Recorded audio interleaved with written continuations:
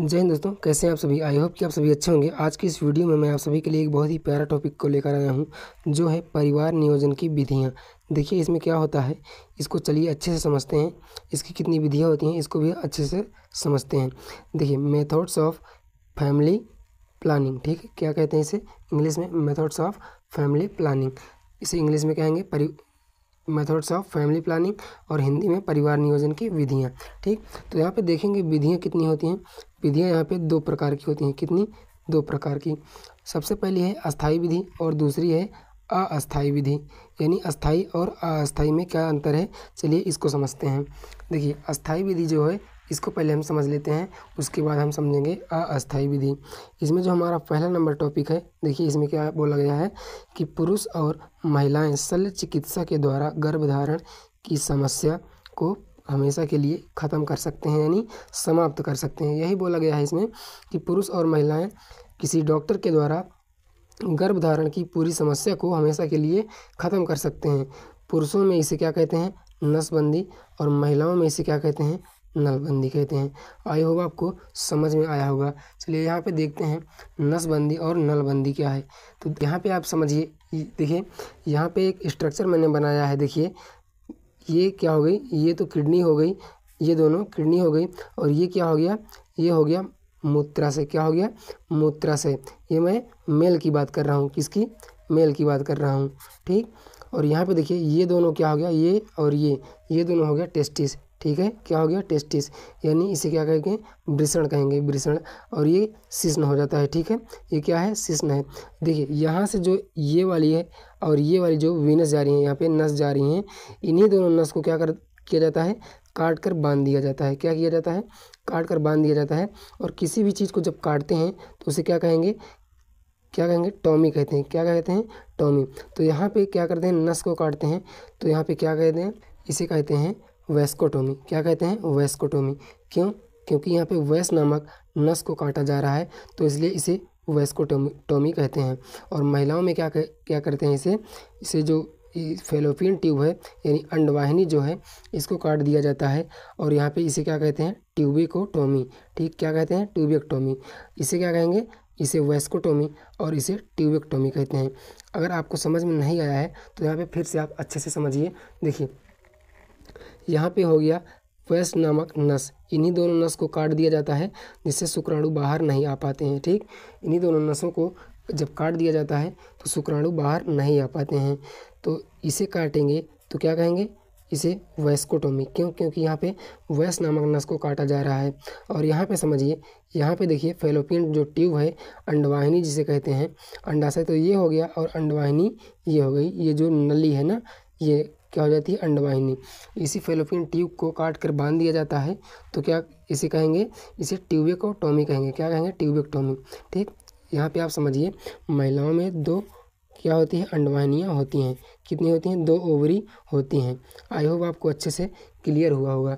ठीक, तो यहाँ पे आप सभी को ये अगर अच्छे से समझ में आ गया है तो चलिए नेक्स्ट टॉपिक पर चलते हैं। ठीक, देखिए अगर यहाँ पे ट्यूबिकोटोमी हो रहा है तो यहाँ पे क्या करेंगे, ये ट्यूबिकोटोमी अगर यहाँ पे हो रहा है तो ये किस में होगा, फीमेल में। किस में, फीमेल में होगा। और यहाँ पे अगर वेस्कोटोमी हो रहा है तो ये किस में होगा, मेल में होगा। तो आई होप आपको अच्छे से समझ में आया होगा, फीमेल और मेल। इसमें फीमेल में क्या होता है और मेल में क्या होता है। मेल में वेस्कोटोमी और फीमेल में ट्यूबिकोटोमी। तो आई होप आपको अच्छे से समझ में आया होगा। यही जब काट कर बांध दिया जाता है, देखिए इसमें मेल में क्या करते हैं, इसको काट कर जब बांध दिया जाता है तो स्पर्म बाहर नहीं आ पाता है। और जब यहाँ पे फीमेल में जब इसको बांध दिया जाता है तो यहाँ पे जो अंडाशय है, यानी जो एग है, यहाँ से रिलीज होकर गर्भाशय में नहीं आ पाता है। ठीक, यहाँ से जो एग रिलीज होता है वो गर्भाशय में नहीं आ पाता है, यहाँ पे इसका फर्टिलाइजेशन नहीं हो पाता है। तो इसलिए गर्भधारण से बचा जा सकता है इस प्रक्रिया से भी। ठीक, आई होप आपको अच्छे से ये भी क्लियर हुआ होगा। चलिए अब हम आपको आगे बताते हैं। देखिए अब इसको समझेंगे डिटेल में। ठीक है, नसबंदी क्या है और नलबंदी, इसको समझेंगे डिटेल में। देखिए नसबंदी क्या होती है, इस प्रक्रिया में पुरुषों की दोनों शुक्रवाहिनी क्या होती है, पुरुषों की दोनों शुक्रवाहिनी, अभी मैंने आपको बताया, शुक्रवाहिनी को काट कर बांध दिया जाता है जिससे शुक्राणु बाहर नहीं आ पाते हैं। ठीक, जब शुक्राणु बाहर आएंगे नहीं तो फर्टिलाइजेशन होगा ही नहीं, जिससे बच्चा बनेगा ही नहीं, या फिर गर्भधारण से बचा जा सकता है। आप सीधे इस तरीके से कह सकते हैं इसको, ठीक। गर्भधारण होने से बचा जा सकता है, ठीक। और यहाँ पे देखिए नलबंदी, नलबंदी किस में होती है? नलबंदी होती है महिलाओं में। किस में होती है? महिलाओं में, यानी फीमेल्स में। चलिए इसको समझते हैं। इसमें महिलाओं की दोनों अंडवाहिनी को काट कर बांध दिया जाता है। क्या करते हैं? दोनों अंडवाहिनी यानी वो जो फेलोपियन ट्यूब है उसको काट कर बांध दिया जाता है। क्या करते हैं? फेलोपियन ट्यूब जो होती है उसको काट कर बांध दिया जाता है, जिससे क्या होता है, एग रिलीज होकर गर्भाशय में नहीं आ पाता है और इससे भी गर्भधारण से बचा जा सकता है, ठीक। तो यहाँ पे आई होप ये भी आपको अच्छे से समझ में आया होगा। देखिए फीमेल्स में क्या होता है, इस प्रक्रिया में क्या होता है, इसमें महिलाओं की दोनों अंडवाहिनी को काट कर बांध दिया जाता है, जिससे अंडाणु गर्भाशय में नहीं पहुँच पाते और फर्टिलाइजेशन नहीं हो पाता है, तो इससे गर्भधारण नहीं होता है, ठीक। ये हो गई हमारी अस्थायी विधि। क्या हो गई? अस्थायी विधि। क्या हो गई? अस्थायी विधि। अब यहाँ पे चलिए समझते हैं अस्थायी विधि। क्या समझेंगे? अस्थायी विधि। अस्थायी विधि क्या है इसको समझेंगे। देखिए यहाँ पे समझेंगे अस्थायी विधि क्या है। अस्थायी विधि इसको देखेंगे। इसमें पहला टॉपिक क्या है? निरोध। क्या है? निरोध। इसमें इसका उपयोग कहाँ किया जाएगा? मेल्स में, ठीक है, मेल्स में किया जाएगा।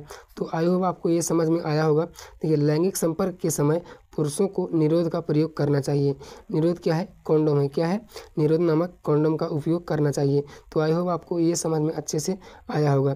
अब चलिए दूसरा टॉपिक देखते हैं। दूसरा क्या है इसको भी समझते हैं डिटेल में, ठीक। दूसरा क्या है? महिलाओं को किसी भी चिकित्सालय में जाकर अपने जनन पथ में कॉपर टी या फिर लूप लगवा लेना चाहिए, जिससे क्या होता है, गर्भधारण नहीं होता है, गर्भधारण से बचा जा सकता है। तो आई होप ये समझ में अच्छे से दूसरा टॉपिक भी आया होगा। चलिए तीसरे टॉपिक पर समझते हैं। तीसरा टॉपिक क्या है? महिलाओं के लिए अनेक प्रकार की गर्भ निरोधक गोलियां यानी औषधियाँ भी मार्केट में अवेलेबल हैं। क्या है? मार्केट में अवेलेबल हैं। क्या चीज़? गर्भ निरोधक औषधियाँ यानी मेडिसिन या फिर दवाइयाँ, ठीक। आप कुछ भी कह सकते हैं। जैसे क्या है? माला डी या फिर माला एन, पल्स सहेली। आप किसी भी दवा का यूज कर सकते हैं, ठीक। अपने डॉक्टर के परामर्श के अनुसार ही आप इसका उपयोग कीजिएगा, ठीक है। अगर आप इन सभी का दवाओं का यानी मेडिसिन का उपयोग करते हैं तो गर्भ निरोधक गर्भधारण से बचा जा सकता है, ठीक। यानी ये सभी क्या है? दवाइयाँ गर्भ निरोधक औषधियाँ हैं, ठीक। आई होप ये समझ में आया होगा। चलिए इनका सेवन करने से क्या होता है? गर्भधारण नहीं होता है, ठीक। अब यहाँ पे दिया गया है कि प्रतिदिन एक गोली से यानी प्रतिदिन एक गोली का सेवन करने से गर्भधारण नहीं होगा। या फिर आप जब कभी भी आप इस गोली का या फिर इस मेडिसिन का उपयोग करेंगे तो आप क्या करेंगे? डॉक्टर से ज़रूर संपर्क लेंगे। क्या करेंगे? डॉक्टर से ज़रूर सलाह करेंगे, ठीक। इन मेडिसिन का उपयोग करने से पहले आप अपने डॉक्टर से ज़रूर मिलिएगा। चलिए अब आगे समझते हैं। देखिए आगे क्या दिया गया है, चौथा जो टॉपिक है हमारा उसको भी अच्छे से समझ लेते हैं।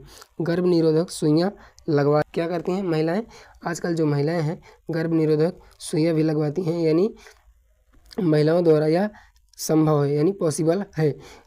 इससे भी गर्भधारण नहीं होता है, ठीक। इससे भी गर्भधारण नहीं होता है। अगर किसी महिला को ये सुइयाँ लगवाई जाती हैं या फिर लगाई जाती हैं तो उसमें क्या होगा? जब लैंगिक संपर्क होगा तो गर्भधारण नहीं होगा, ठीक। तो आई होप ये समझ में आया होगा। चलिए पांचवा टॉपिक देखते हैं। पांचवा टॉपिक है गर्भ समापन। क्या है? गर्भ समापन। तो आई होप ये समझ में आया होगा। गर्भ समापन का मतलब क्या है? तो गर्भ को पूरी तरह कंप्लीटली यानी परमानेंटली हमेशा के लिए ख़त्म कर देना या समाप्त कर देना, ठीक। किसी लेडी डॉक्टर के द्वारा क्या किया जा सकता है? इसे समाप्त किया जा सकता है। किसी लेडीज डॉक्टर के द्वारा इसे पूरी तरह से गर्भ को समापन किया जा सकता है। इसे क्या कहेंगे? इंग्लिश में इसे एबॉर्शन कहते हैं। क्या कहेंगे? इसे इंग्लिश में एबॉर्शन और हिंदी में गर्भ समापन, ठीक। यानी विज्ञान की भाषा में गर्भ समापन, ठीक। आई होप ये समझ में आया होगा।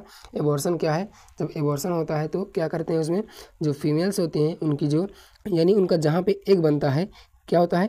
जहाँ पे एग बनता है दोनों साइड में, उन एगों को क्या किया जाता है? एग्स को दोनों बाहर निकाल दिया जाता है, ठीक है। जो एग बनता है फीमेल्स में, यहाँ पे जो जहाँ पे एग बनता है ओवरी में, इसे निकाल दिया जाता है, बाहर कर दिया जाता है। इसे क्या कहते हैं? इसे बच्चादानी कहते हैं। क्या कहते हैं? बच्चादानी कहते हैं, ठीक। तो आई होप ये समझ में आया होगा। यहाँ पे पूरा कंप्लीटली इसको अच्छे से समझ लीजिएगा एक बार। यहाँ पे इन सभी चीज़ों को जो मैंने बताया आपको, अगर किसी भी टॉपिक पर डाउट हो तो ज़रूर से कमेंट कीजिएगा। तो आई होप आपको ये समझ में आया होगा एबॉर्शन क्या है और गर्भ समापन क्या है। ये सभी चीज़ें जो मैंने बताई आपको अच्छे से समझ में आया होगा। चलिए आज के लिए इतना ही रखते हैं, फिर मिलेंगे नेक्स्ट वीडियो में। जय हिंद।